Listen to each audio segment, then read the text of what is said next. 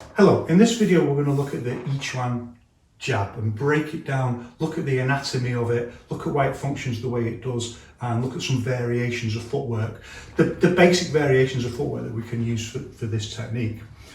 The next important thing to say about that, however, is that there's no such thing really as an Yiquan jab. There's no such thing as a fixed technique. There's broad shapes, ideal types of techniques, but there's no such thing as a fixed technique, because each one isn't like that. Each one isn't about techniques. And if you go and read Wang Shangjai, you can see it says all the time, like, each one isn't about techniques. It's about something prior to techniques. It's about the stage before techniques and building up to that stage before techniques, adding techniques onto it afterwards. So it's something I can talk about in more detail another time, but for now we can say that really the art of each one is to understand what's the right configuration in a particular moment, and to be able to do that intuitively, to hit with force or guide someone, what we call guiding force.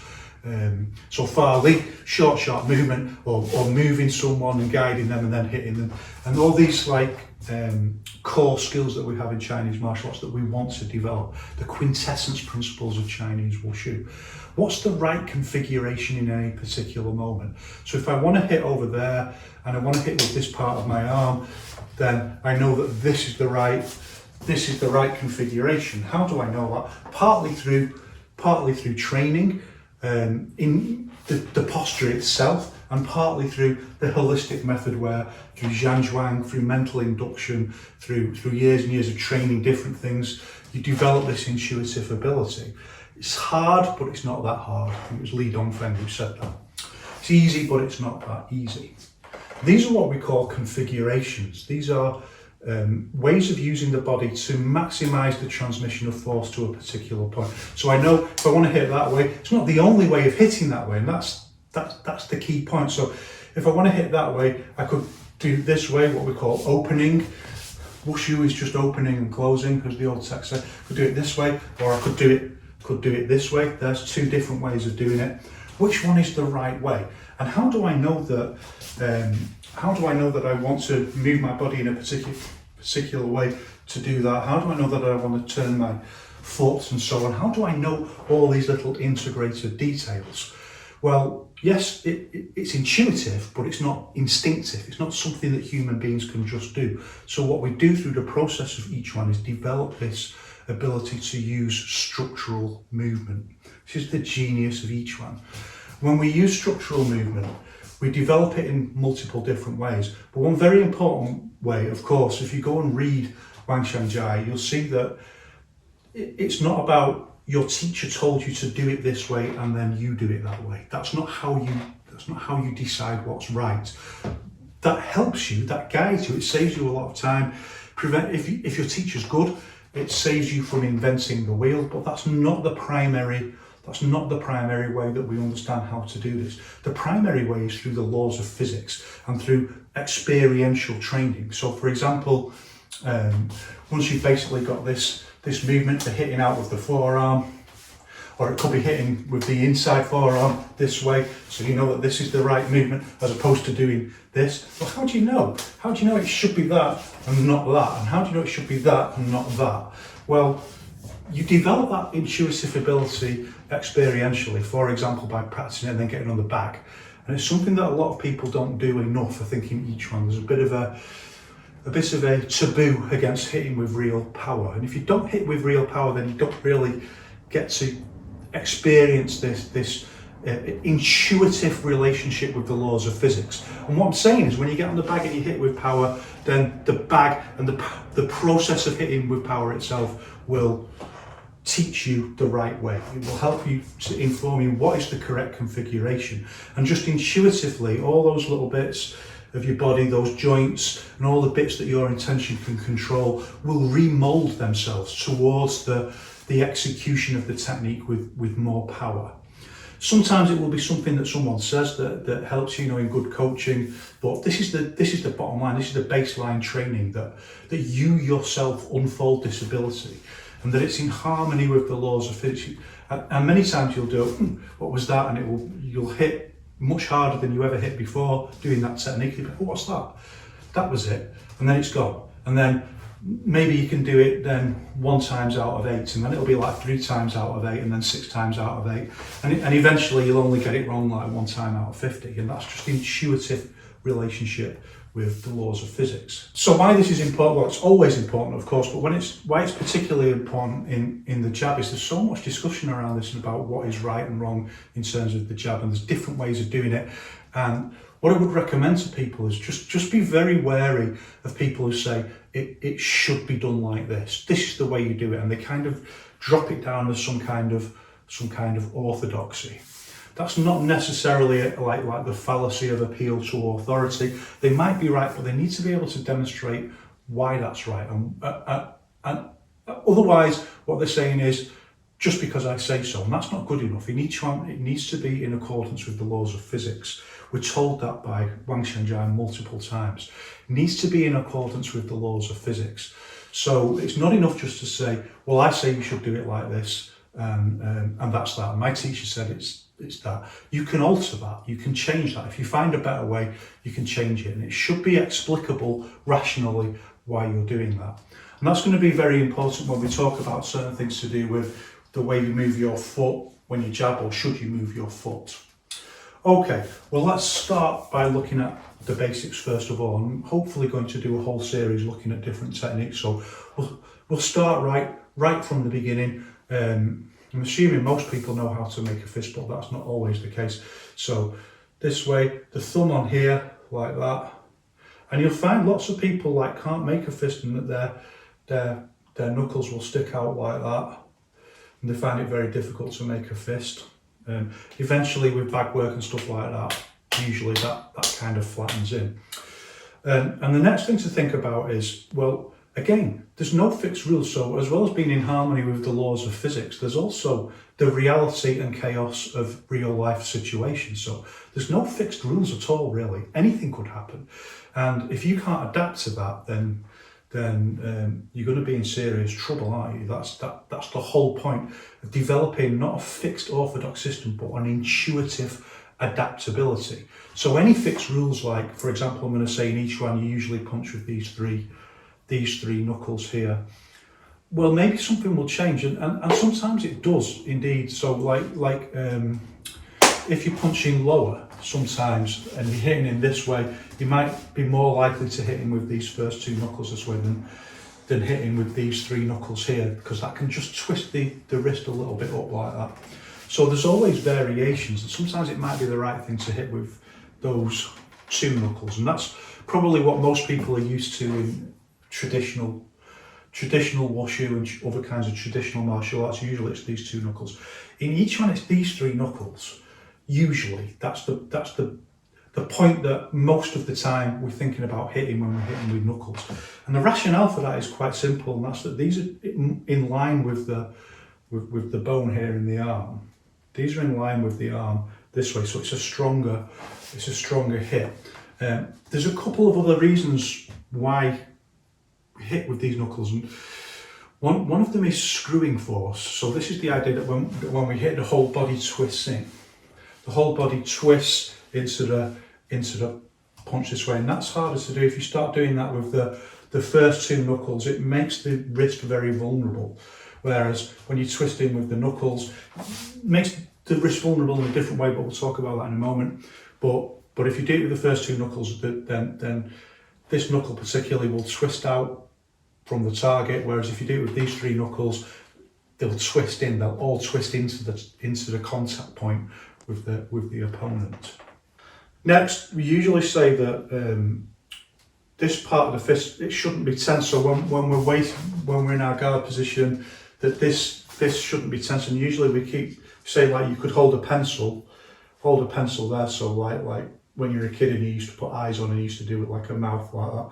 Keep that part of the fist quite relaxed.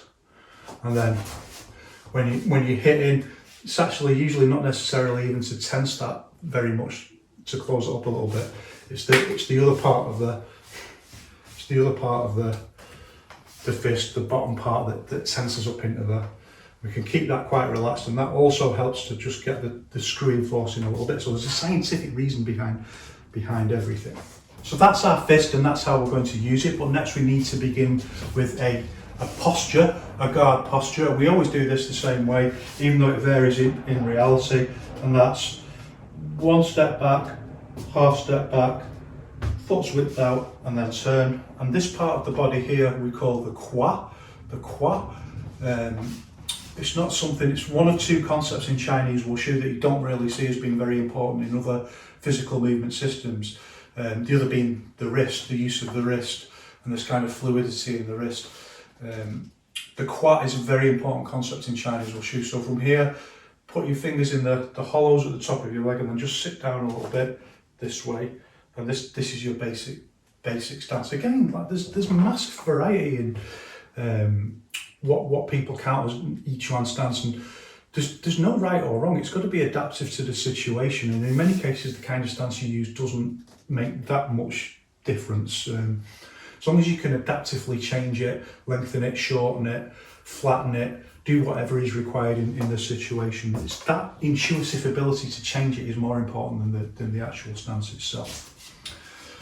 The next thing to think about is our basic guard. I think this is quite interesting, and again, some misunderstanding about how this functions or where it comes from. And obviously the most common thing is like for people to take the basic kind of Zhanzhuang posture, the basic standing on a stake posture, and then just say, well, you know, you step back and you step into your guard like this, and this is the basic Yiquan guard. And then you've got people saying, well, you know, this is how you move into someone like this, and you know, if you're close to someone, you're trying to keep this posture. That doesn't make any scientific sense whatsoever, and I'm not sure why anyone would think that was the case. You've only got to go and look at any kind of real, you know, actual sport fighting and see that doesn't, you know, and it wouldn't make any sense in self-defense or anything like that. You can't maintain this as some kind of cage structure that's going to defend you. Like for example, if you're very close, this is what I'm talking about, this is seeing it taught like this. If you're very close and someone's pushing against your arm and you're going to try and maintain this or move like this, of course they're just going to push in straight away. That's not, you know, it's not going to be a defensive cage or anything like that. And it's really not true anyway. So when Yiquan started out, it didn't have a guard. A guard was added in later on. It was something that was conceptualized from Western boxing.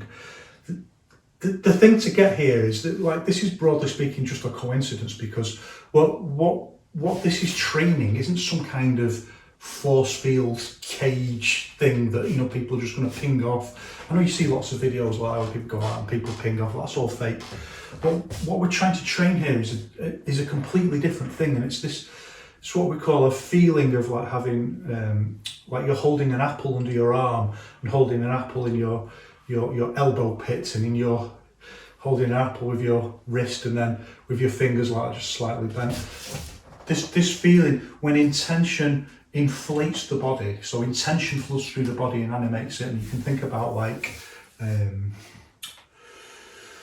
well, I suppose I can say briefly that the idea is that normal society socialises you physically, and part of that process of socialisation is that it kind of represses your ability by, first of all, dividing the physical part of your body from the intention part, and really retarding that link between intent and the rest of your body.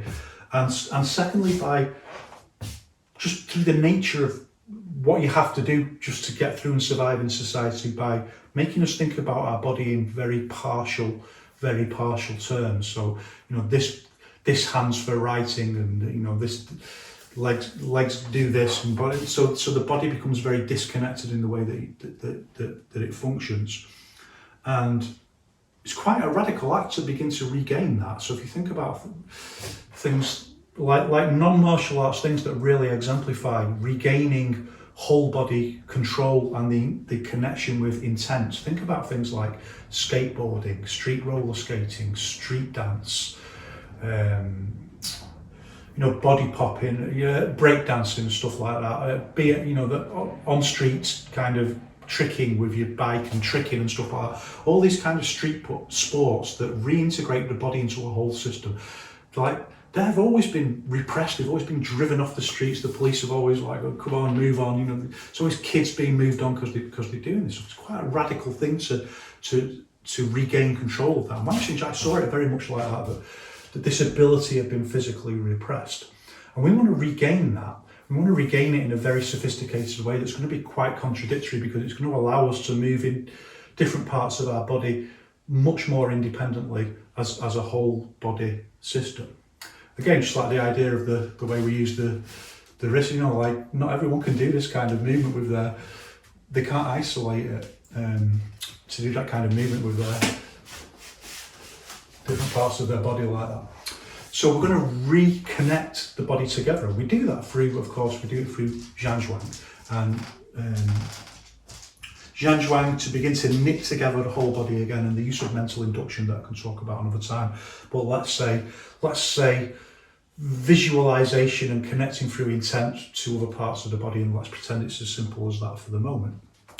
So if you imagine that process of stripping it back even to if we can strip it back to a further stage, even before people get on a skateboard or start doing the body popping, we can think about an idea of intent connecting back into the body and connecting the different parts of the body back together, rebuilding it, and then just from a drudge who's been broken down by society. And you start, lots of sociologists talk about this, you know, people start to walk like this, and you know, in some societies you were expected to do that if you were lower class, you know, and then instead of that you begin to reanimate. Your intention begins to connect, and like one of those robots that's turned on in a science fiction,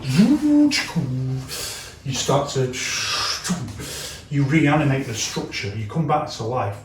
And one of the ways of describing what that feels like is to say that you have these like an apple under your arm, or an apple in your elbow, and an apple here, like you're holding them, you're just about holding them on.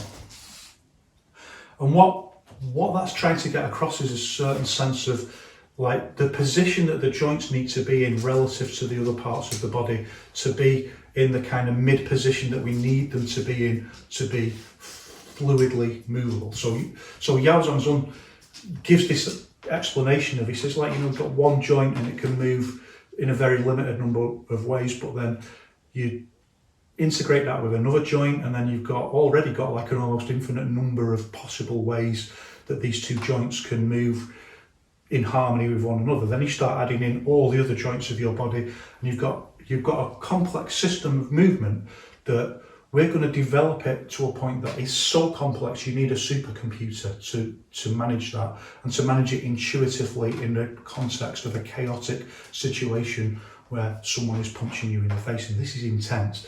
This is one of the very important, like intent isn't just one thing, but this is one of the very important aspects of it, that this is like almost like a program reconnecting back this supercomputer to the rest of the system, that it can then begin to intuitively use these joints. And to do that, we want the joints to be in the right place relative to the separate parts of the body. So I want my shoulder to be in the right place relative to my torso and my forearm. By the right place, I mean it's kind of, well, it's the doctrine of the mean. It's in the kind of middle position, so it can go, it's as easy to go forward as it is back, it's as easy to go up as it is down. It's in the middle position. They're all in the middle position, and then we don't want them, like, it can be in the middle position but be square, what Wang Shengjai would call square force. And he says, well, if things are square like this, then they're quite brittle, so they're very easy to, so we also want them rounded like this. So again, it's another compromise. They're all in the middle position, but they're all rounded, and that roundedness gives you the ability, first of all, it's kind of like it's coiled. So when you talk about people storing power, and the power is coiled, it's coiled because we can then just straighten up a little bit and just use this to express the force that our body generates from Farley. And it's also much more defensive, it's springy, things can hit it, and it's not brittle. If my arm's like that, it can easily just be moved, but if it's like that, I've got more ability just to use the springiness of the structure of my joints to withstand that force. So there we've got one of our our key dialectical interactions in each one. It's like scientific, but it's also compromise. It's the doctrine of the mean, trying to find the central bit between all considerations. So we've got the reality of the fight, and we've got what we want to do with our body to maximise our offensive and defensive potential. We find a balance between those two, a compromise. And that's this feeling of like, and same with there's, you know, like an apple behind the knee. You can almost feel like there's one here on your foot, one between your legs that you're holding. And that's the idea of that visualization, is to help you get the right feeling. To help you get the right feeling that your body's gone from this drudge to being inflated into this springy, coiled compromise. And I would say, like, what we're trying to develop really isn't like, people talk about Yiquan bringing freedom, but really we're trying to deform your habitual way of moving, and recreate you in a new structural paradigm.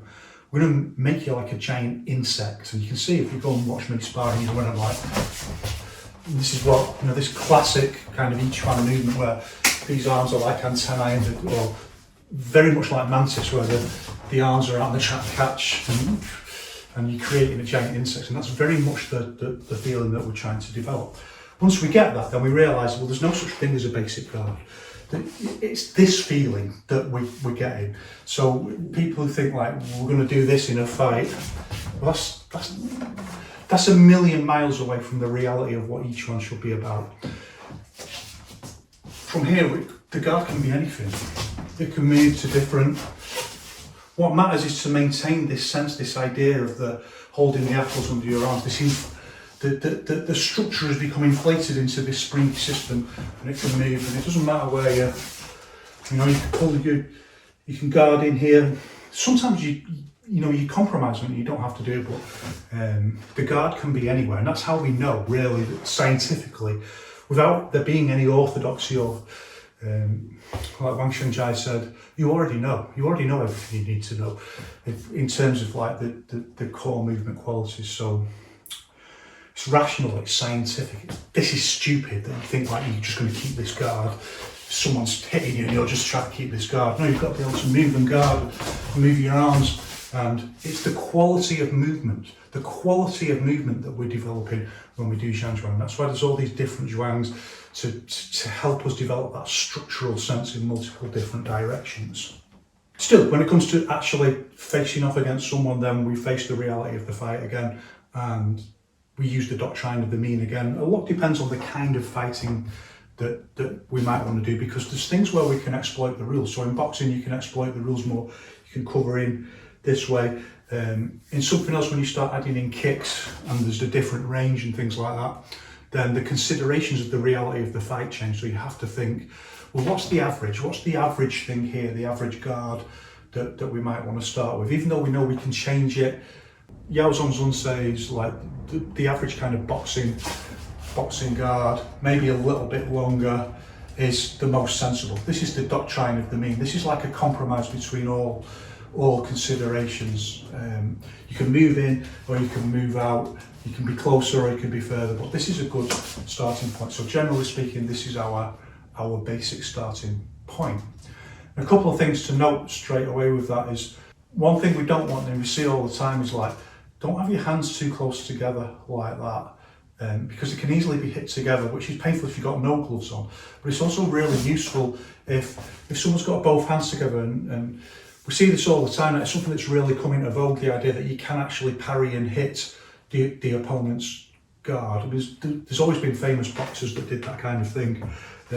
But now, particularly in MMA, you'll see people like try to hit the front hand and just take it out of the way before they go for the strike. And that's the theory that Wang Shunjai was talking about, 80, 70 years ago.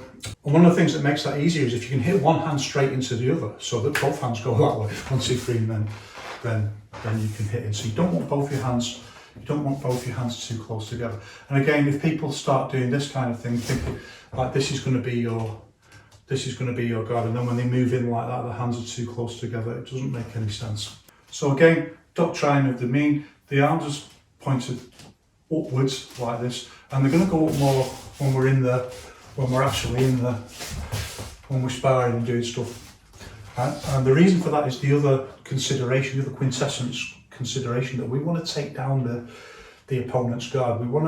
It's very much the idea, when Brazilian Jiu-Jitsu was being developed to go into MMA, the idea was like, how do you close down the kinetic force, i.e. how do you avoid getting punched in the face by people who are absolutely amazing strikers? And you've got to close that down. That's the idea. You want to close that down, so it's like a mini version of that idea that Wang Shenjai has already developed. So we want to engage the guard, we want to close it down, and that's a lot easier to do if your hands are up this way and you can just come down that way.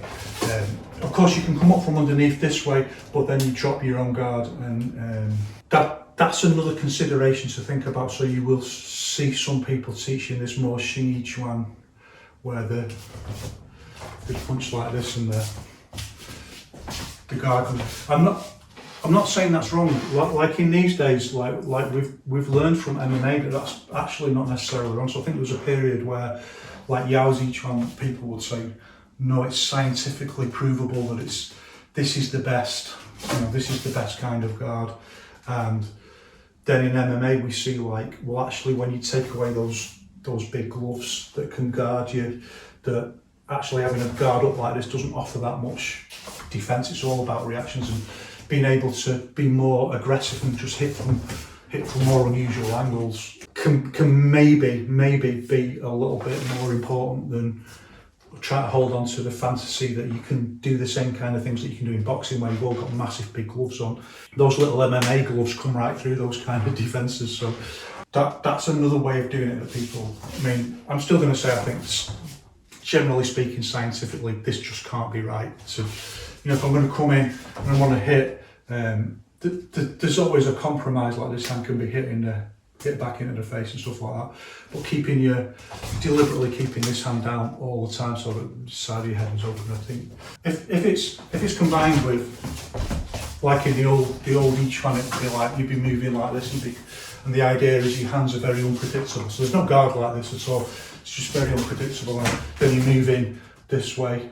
As long as you're fast and you can make it work, and that's always the bottom line, isn't it? If you can make it work, then it's right. So, but for us, we need to think about general principles. I think that's a very good example of how we have to think scientifically, and that nothing exists on its own. Like, structural movement is a very broad paradigm, so things can be right, but other things can be righter when you add in the context of the reality of the fight. So what we want to do also is generate power. So stepping in and just, or with a jab like this, maybe doesn't generate as much power as if you step in and your arm's higher and you do this bigger movement that helps you to open your shoulders more, put more of your whole body structure into it, and you can get more power from whipping this hand back this way. And that's the argument I'm going to make, and that's the kind of jab that I'm going to show. Now we have our basic posture. Do it this way. We have our basic stance. We've got our basic posture, and we're going to throw out a jab. And we need to remember the advice of Wang Shenjai, the rule that he gives us. The movement on the right begins on the left, and that's another reason why we want to use this kind of movement. And all we're doing, all of our movements pretty much are in some way just moving around an axis. So if you imagine an axis going right through your body, we're going to turn on that axis. And Yao Zhongzun says, when we talk about Fa Li, all we're really talking about first of all is the principle of physics that forces mass times speed. So we can't in the moment change our mass, but we can change the amount of speed that we can develop for that mass. And there's different ways of using mass times speed. So one is to kind of like this kind of forward, what we call the energy of a car stopping that way. And the other is to just twist more around the axis that way. So there isn't just one kind of, when we talk about Fa Li, there isn't just one kind of Fa Li. And as I always say, each one essentially is the journey of trying to work out which is the right way of doing it to generate force in a particular situation, and then having the ability to do that intuitively in a moment of chaos. For the jab, there's multiple different ways of doing it, and again, this should be interesting to each one people. It goes through processes of development and change and variation with different teachers. What changes for the most part, unfortunately, is just like people will say, well, I was taught how to do this and that's the way it should be, that's the orthodoxy, whereas really our rule of thumb should be like the laws of physics. We should be able to say, well, this way is stronger and this way is weaker and this is why, and you should be able to demonstrate that practically. I'll talk about that more in a moment.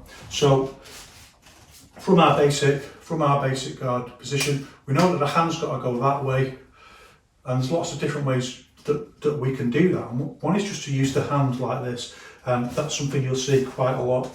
For example, this kind of, the arm comes up this way, the elbow, and the hand goes out that way. This kind of fairly standard boxing punch, and that's not wrong. It's a compromise with the rules. It's recognizing that you can cover up, and that's really, really important, because half the time it's not what you can give, it's what you can take. So compromising with the rules, covering up this way, and then using this kind of punch, and then you can step in with it and add a bit of what we would call whole body weight power, which is not the same thing as whole body power. We're also going to need that. We're also going to need like an infinite variety of variations, but the difference is from here, the same problematic is presented to us. Like, how do we maximize our power from this position? Like, and then you've got to search for how do you generate and create power using our quintessence principles. In effect, how do you do Far Li?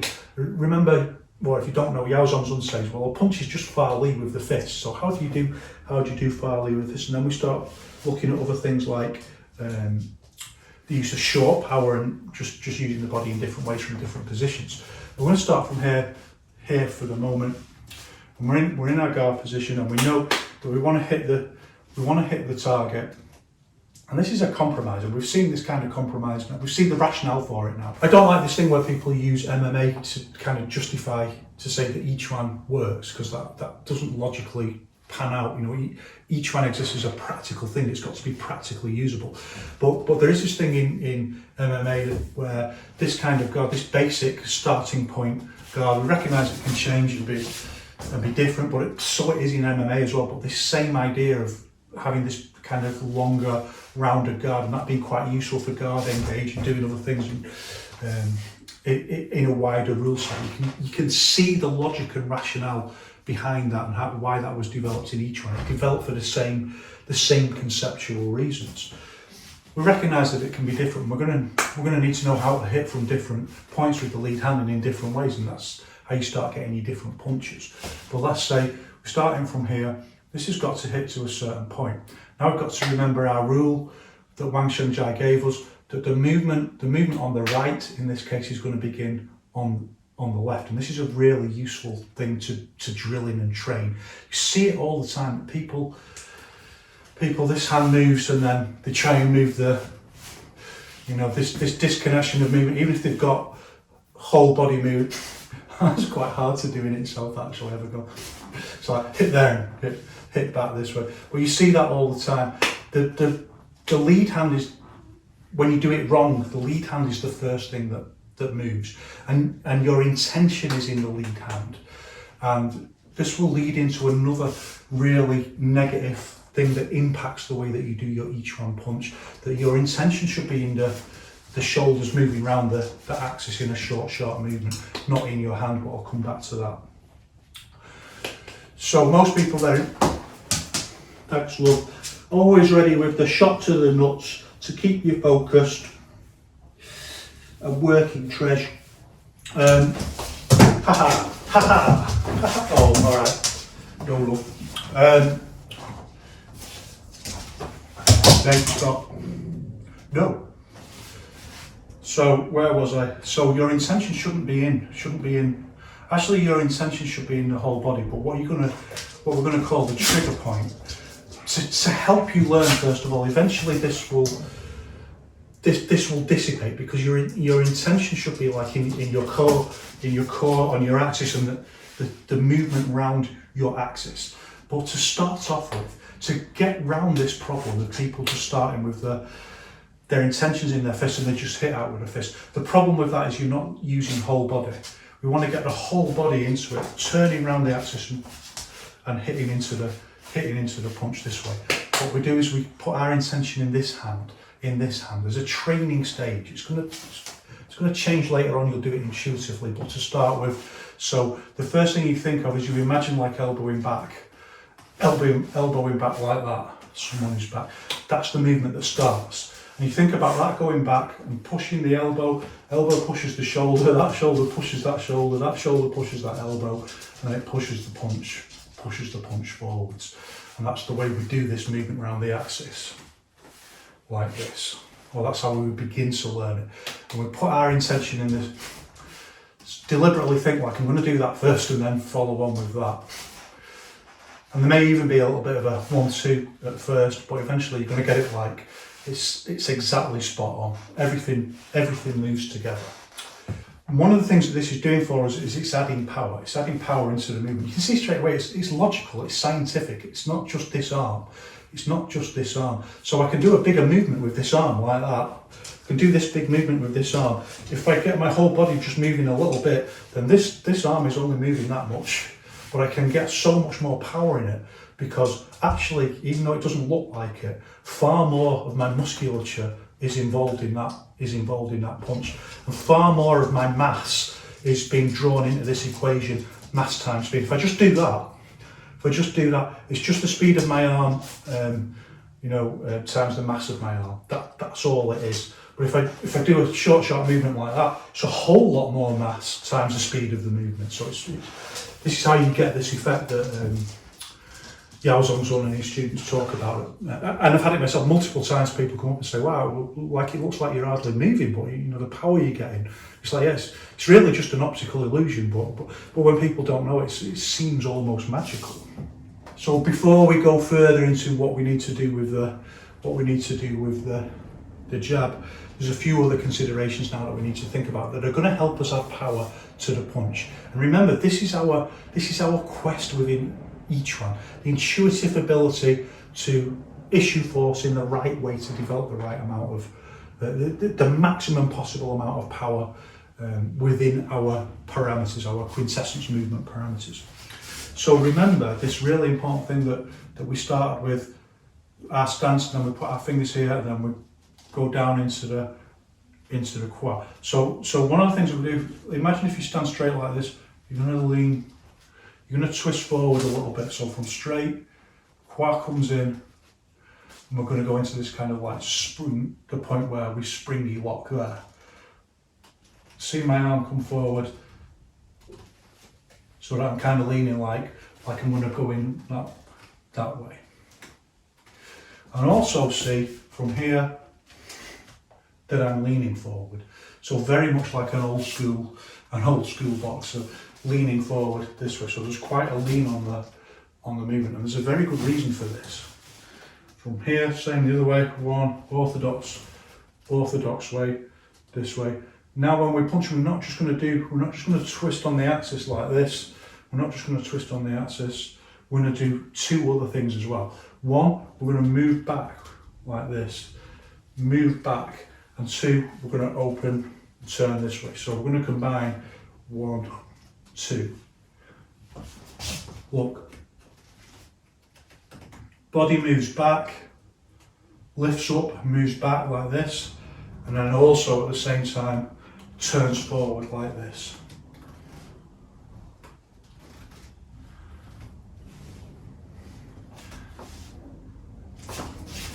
From leaning forward, back and twist. So look at what I'm doing here. Actually, my body weight is going backwards this way. So straight away you can see this is not the same thing as when people say, move in with your body weight, get your body weight behind a punch. And lots of people call that whole body power, and it's not.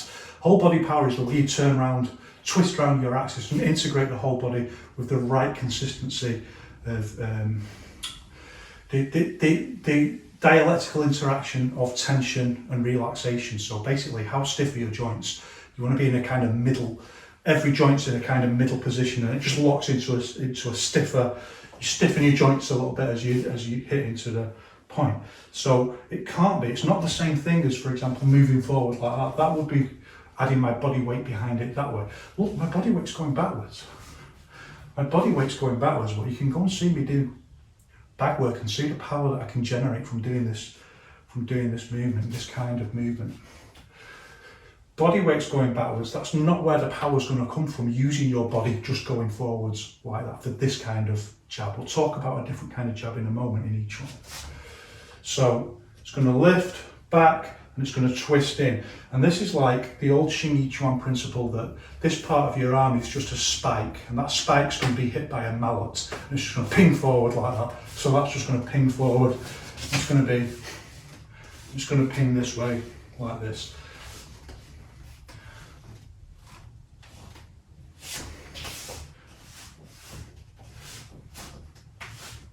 So one of the things that you see all the time, it's very good to video yourself so you can see whether you're doing it or not, is that people don't lean forward enough. People don't lean forward enough, so they can't generate enough power from this lifting back and twisting movement like this. There isn't enough to generate around the, because what we're going to do later is we're going to do it really fast. We're going to use this short sharp round the axis to fire up this equation that forces mass times speed. It's going to go around there. And if you're thinking, well, Farley must be something else, well, what I'm telling you here is the orthodox teaching of Yao Zhongzhun. He literally writes about this, you know, like the way we need to use this equation to generate force, and that this is what Farley is and this is what we're searching for. So we've already got quite a few things that we need to think about, and I know it's already quite overwhelming. Don't worry, you just develop this holistically over time. And one of the most important ways is just like hitting a bag, just loads and loads of grunt work, just hitting a bag, going back into your Zhanzhuang, getting more serious about that, thinking about using mental induction to visualize the movement, getting it like people can't even see, but in your mind you're doing this, in your mind, and just triggering and getting it to a point where people can't even see it, just triggering it, using mental induction and using that dialectical interaction of standing and explosive force to just kind of get like the method itself will teach you. A teacher can correct different things, but it's the method and training itself teaches you. This is totally different to anything else, you know, like it's the wonderful thing about Yiquan, I think that a lot of people don't get. And now we can say that there's a different way of doing a jab. So using this kind of movement like this, and then the hips lift up like that, and the body kind of, so you can see actually it's very different. This goes down like that as you hit. And this, by the way, is the kind of movement that you use like when you push. So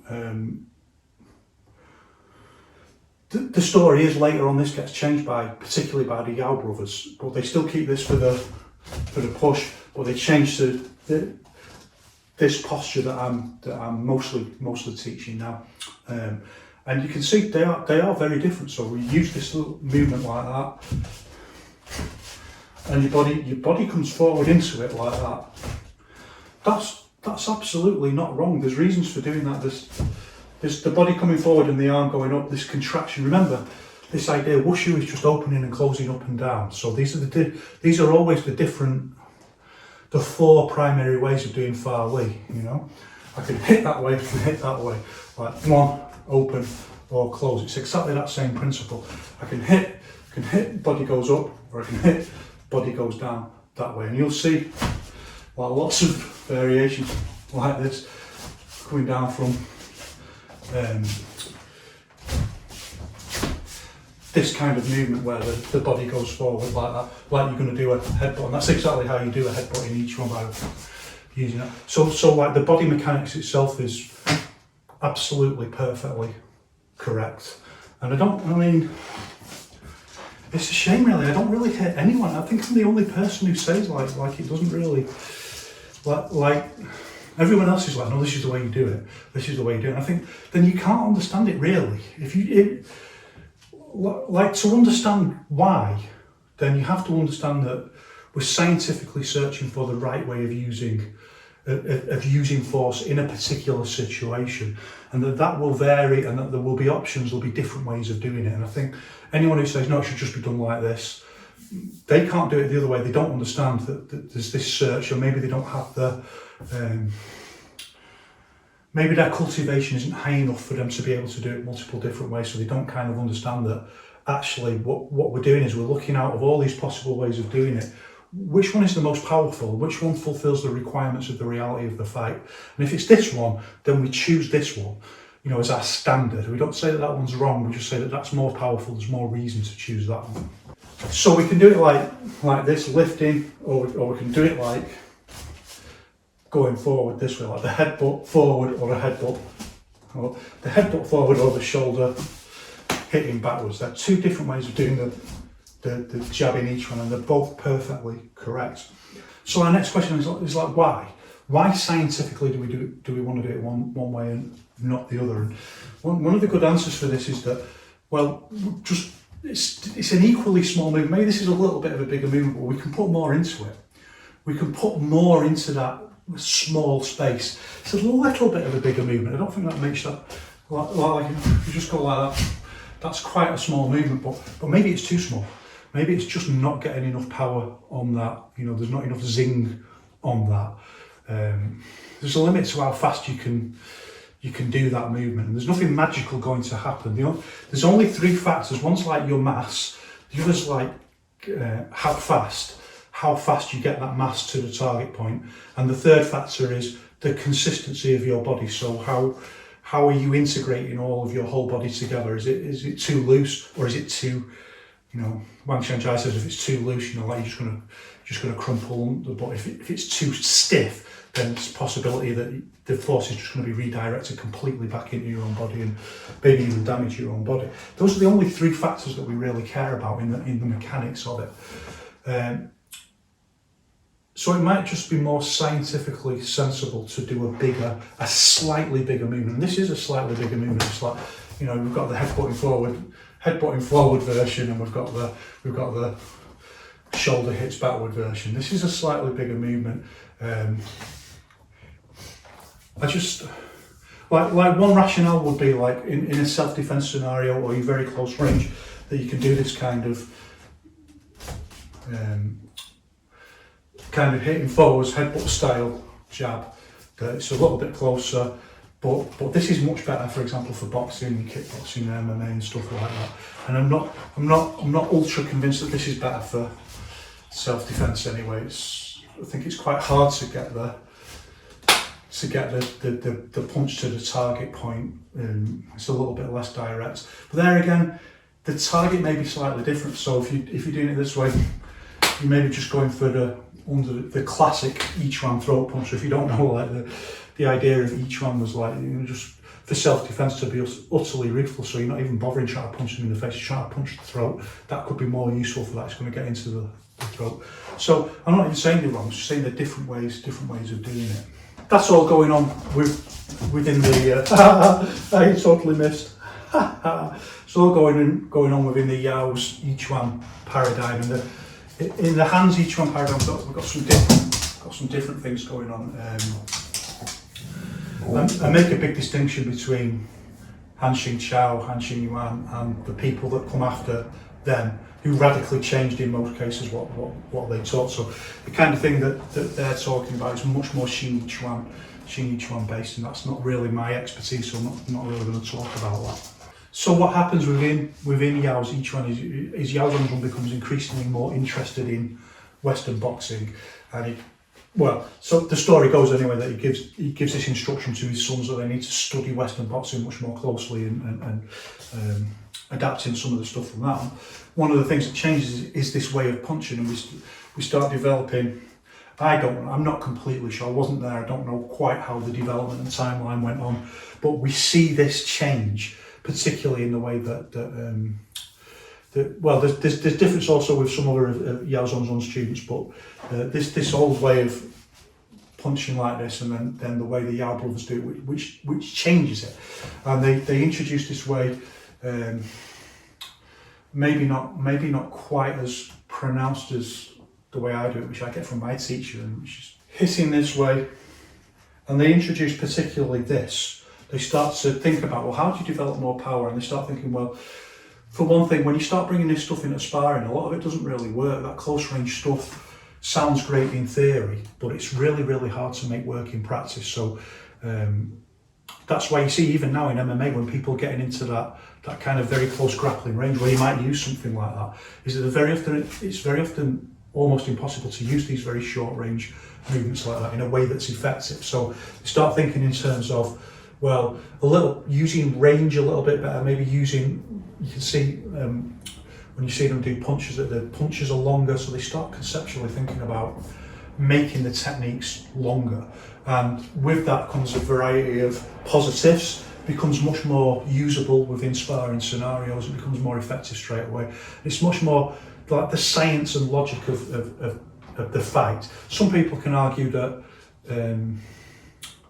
not necessarily unjustly, that it's not quite so useful for self-defense or close range, but we can develop along the same lines for self-defense and close range other techniques that are maybe a little bit more useful than this old way of punching. And they begin thinking about doing a slightly longer movement and changing it to this, where you're using this, and then so the next thing we need is like this sense of it being a wave, and along with that comes this thing that they get from Western boxing, which is to pivot the front foot with the energy of a car braking. They start using this pivot routing. And again, I'm not saying it's right or wrong to use pivot routing. People get, they probably get caught up in like, no other orthodoxy is right. Go and look at Nasukawa Tenshin, and he doesn't pivot his foot on any punch, but my goodness, he doesn't have knockout ability. If he's not got real whole body power, then I don't know who has. Like, he's absolutely amazing. So he doesn't do that at all. So there's always exceptions to every rule. But in this case, for the orthodox way of doing it, that's then developed, what becomes the new orthodoxy? What becomes the new orthodoxy is to pivot the foot like this.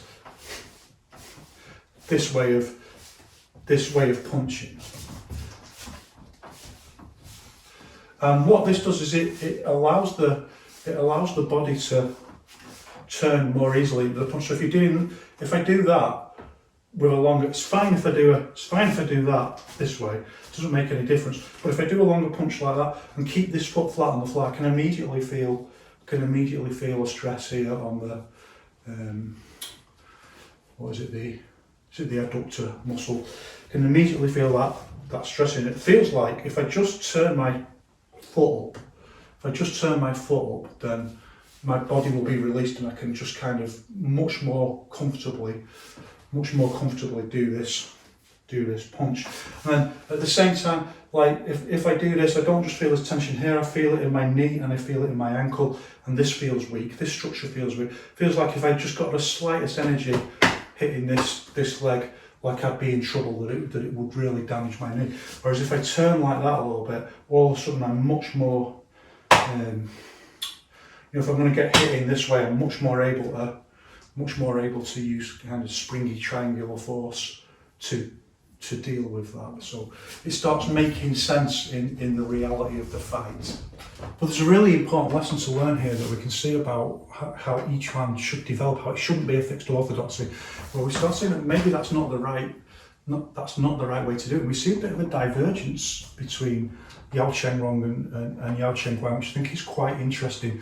So it's not pronounced. It becomes more pronounced in the students. The thing like Yao Chengrong being very much like this, just the fist. You can see this movement. The fist and the foot move like that, like they're connected like that.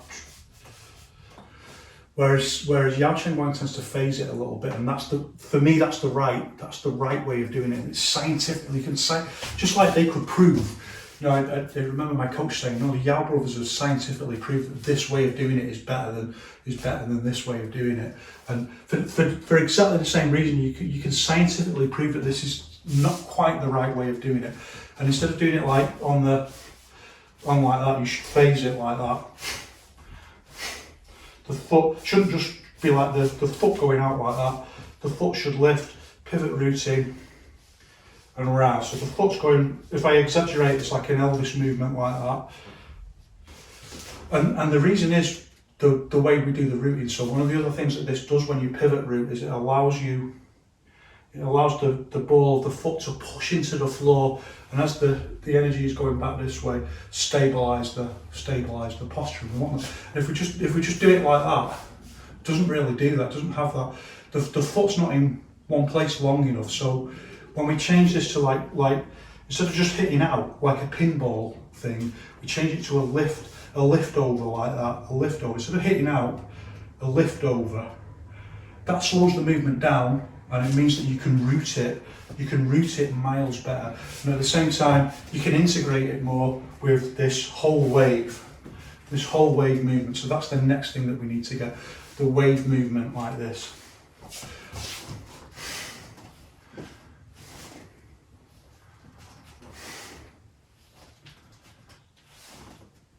So everything's lifting up. See, the foot lifts with the body. As the body lifts, the foot lifts. Look, the body lifts, and as the body's twisting round, the heel is now.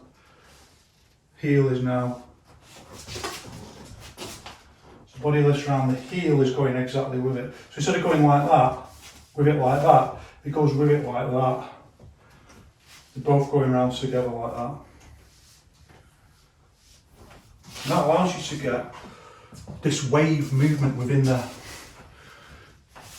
And that allows you to generate more force. You can get this arm elbowing backwards this way when you start doing it faster. It's more rooted, and it allows you to generate more force to feed into this equation. That's much more how Yao Cheng Wang does it. And that for me is scientifically provably the better way of doing it. And when you come to do it on a bag and stuff like that, see, the problem is we don't really see anyone in Yiquan hitting a bag with power. When you do hit it with power, then you feel all of this stuff, and the bag itself teaches you that, well, this way of doing it is wrong and this way of doing it is right, because you can get more power out of it for a shorter movement.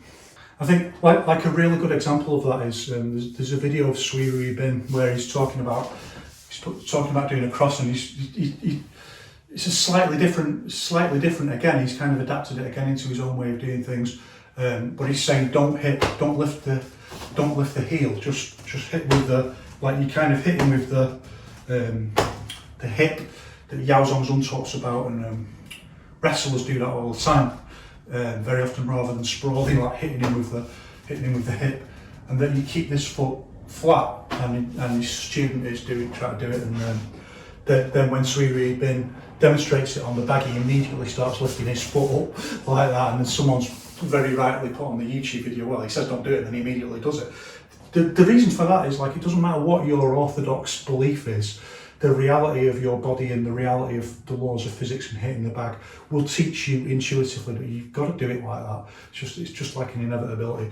Having said that, again, Nasukawa tension doesn't do that, so you can't say that it's wrong. You can't say that it's wrong. You can only just say, like, well, for you, I mean, Nasukawa tension is like a super being, and we're not. So for us, what's the most scientifically useful way of doing it? So I'm not saying it's right or wrong. I'm just saying understand the different ways of doing it.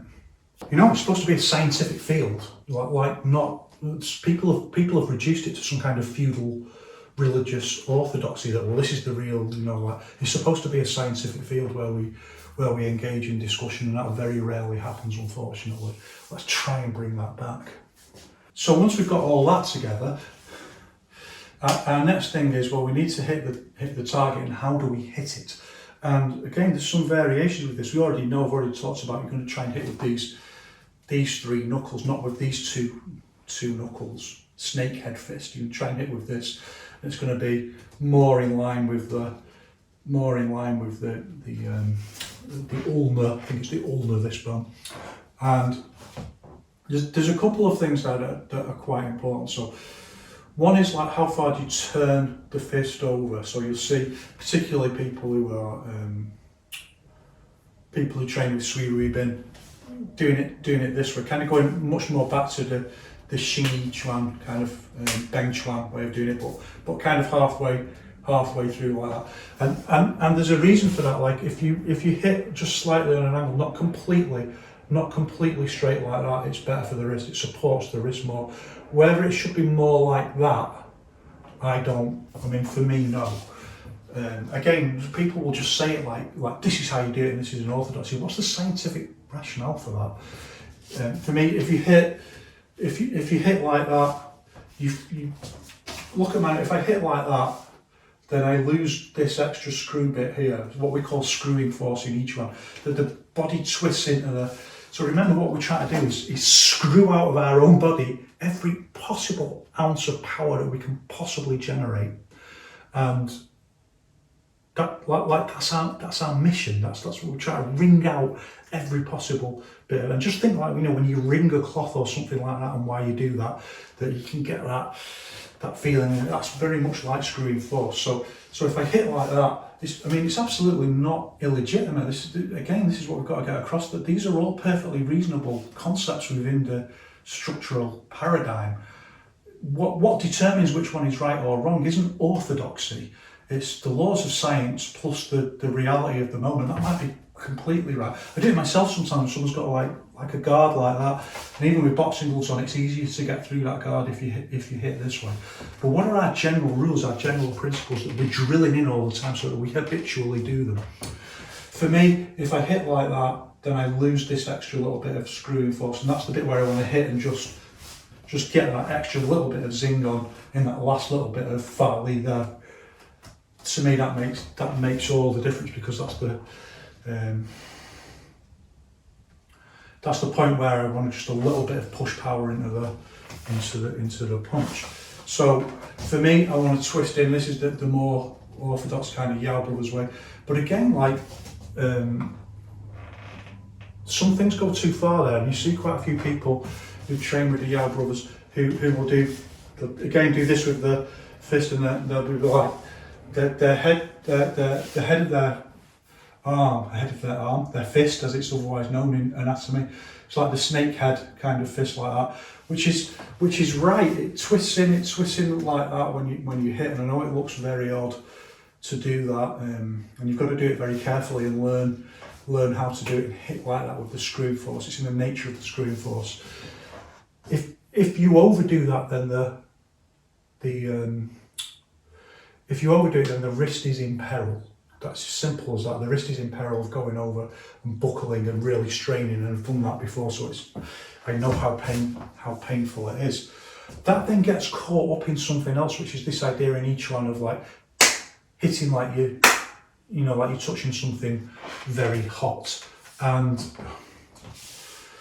so it's a kind of negative circle then, that because the more you twist, the more you do an effective movement like that and twist in with this kind of snakehead fist, the more danger there is of going over like that, and the more you need to cope for that by not hitting with power and just doing a tap like that. And you can practice this yourself on the bed. If you just kind of tap it like, oh, please be careful, tap it like that, you can feel like if you're that pushed in anymore, your wrist would just go right over. And again, this comes from, I think, people not doing enough heavy bag practice. Too much of this kind of light hitting on the bag. You can get away with so much, and it starts teaching you the wrong things. And you start justifying it ideologically, saying, well, yeah, but it's like the energy of just hitting something very hot and then just ping, ping, this. But that's not going to knock someone out. And even with, believe me, I've been hit bare knuckle multiple times, right in the face, by multiple different people. I'm telling you, right, that really, really hurts. But if people just do that, yeah, it hurts, but it just pisses you off, and you can take it and you just carry on. You might have big black eyes and all that, and plenty of them. What we want is real power that finishes it quick. Not just to piss them off or give them a black eye. So you need to hit with power. And if you want to hit with power, you need to put it in a little bit longer than just pa, pa. There's pa, pa, pa, that we see all the time. Pa, pa, pa. That's not enough. You've got to hit with power. So when you hit with power, you still need this. You still need this screwing force, but you've got to really limit it to just like a tiny little, an angle like that screws in. I always hit like that. You see how hard I hit the bag, right? I always hit like that. I always hit with my fist like that, but I don't do this extreme snake head, really effective movement that you see some Yaos people do. Yaos people do in China. Just depends how you think about it. Some people are like, well, yeah, they're from China and they're this orthodox thing, and yeah, but can they justify it scientifically? That's the bottom line, and the answer is no, they can't. So the argument is over. If they could, we'd see them in a bag with full power, and they can't. So, or if they can, they won't show it. So when we start putting all those things together, then we've got the pivot routing integrated with the movement in a flow. We've got the body lifting and turning back, this hand, and the movement beginning on this side. And when we hit, the last thing we kind of need to be aware of is that our arms aren't straight like this. So when we hit, the arms are still bent. If I lower my arm, you can see it's bent, it's crooked. This is the unity of square and circle, like just maintaining this consistency, this body consistency. When you hit, and this is the thing that you change, for example, when you're sparring. So when you're sparring, you can keep this exact movement, you can use Farley, but you just loosen the joints a little bit. You just keep the joints a little bit loose, and then you can hit people fast, and you don't put them in a coma. But when you're hitting a bag or you're hitting for real, then you just increase the overall tension in the body. You know, like remember, we've got a continuum between completely floppy and completely stiff, and maybe that's not the best way of conceptualizing it, but nevertheless. And normally we want to be somewhere in the middle, and then when we hit, we go more over to the tensor, not completely, but at the moment of impact, what we want to do is be able to transmit as much force. So we're generating force around there, generating all this whole body force, and we want to put it into this point to hit the body. And it's just a physics problem. How do we do that? And when we're sparring, we don't want to do that. We want to move the dial, move the scale back over to here, relax the joints a little bit so that we can do the same movement, but our bodies itself absorb a lot of the power, so it doesn't go into your sparring partner. Then we want to hit with real power. We take the other way, and we just tense up a little bit more when we hit, and that transmits more force into the impact point. How do you do that? So that's the first thing, and that's another one of the things that's really important about how we use intent. That we need to be intuitively able to do that and change the way that we're integrating. It's this supercomputer calculating, well, how much tension do I need in each part of my body to add up to a structure that is able to transmit the physical force that I'm generating from a short, sharp movement around my axis. And that's what we're doing, by the way. We're just using this idea of an axis. It's become a little bit more complicated because the body's leaning forward and then lifting this way, but still the law of physics is, remember this axis, we're just twisting around it, and everything's about just going around the axis like that and just throwing out there. You could create like a little wooden man with arms stuck out and just go like that with on a stick like that, and the arms would go like that, and that's really just what we're doing. But that just generates force. It doesn't transmit it to that point. So we need to do some other things, and that's where we bring in our routing. That we've got to hit in some way that these phrases that people use, like rebounding energy and energy coming from the floor, and they don't really understand what they're talking about. That's this stage of the jab. So when we hit, what we're going to do is we're going to feel like this idea that's become quite popular, the idea of a kinetic chain. It's problematic in many ways, but as a heuristic device, you can imagine, there's this idea that you hit here and there's a line that goes down, and it goes down into both legs. Most of the forces, most of the connection is to this back foot here. And this is just like a stabilizing. The push up from the foot, by the way, is also adding power into everything we're doing is trying to maximize the power we can get into that short, sharp movement around the axis. Everything is to do with that, or to do with how we transmit that force then into the hip point. So this foot lifting up like that also helps makes it easier to do this movement. Adds a little bit of force to that movement. But that as a root, that's just going to stabilise the posture a little bit. But mostly we can feel it, even if I do that, I can just feel that it's pushing pushing back into the floor. And also my back foot is moving a little bit, and again, this is like, someone was telling me this the other day, like, oh, you know, such and such a body's posture is wrong because their back foot moves and should be rooted to the floor. For me, that's people who never work with real power. When you work with real power, I'm not even doing it powerful, but my back foot is moving. That power's got to go. It's got to go somewhere. Most of it we want to go into the target, but it's not going to be possible. Some of that power is going to be dissipated. One of the ways to do that safely and healthily is that the feet leave the floor, or the feet move in different ways because the legs are so big and there's so much force there. That's just inevitable. That's going to happen, and it can actually add a little bit of force as well if it just allows the body to turn that little bit more. So don't worry about that. Same with it's like things like a hook. The hook is very similar movement, but when you do it with proper force on the back, it's very common to just lift off the floor with it. It's absolutely fine. I'll talk about that another time. That force, human bodies can generate so much force, and anyone who trains with me goes through this multiple times, this process of like, they can hit with more force than their structure can actually handle, and they'll do it. And they'll hit harder than they've ever hit before, and then they'll like almost fall over, or maybe even fall over. And they'll be like, oh, it's wrong. And I'm like, no, it's right. It's actually right. You generated far more power. It's just that now you need to improve your structural ability, your structural ability to cope with the power that you've generated. Like your structural knowledge your intuitive structural knowledge isn't good enough to cope with the power that you're able to develop, and that will happen multiple times. Then the structure has got to improve, and that's another one of the reasons why you've got to then bring it back into Zhanzhuang and all the story.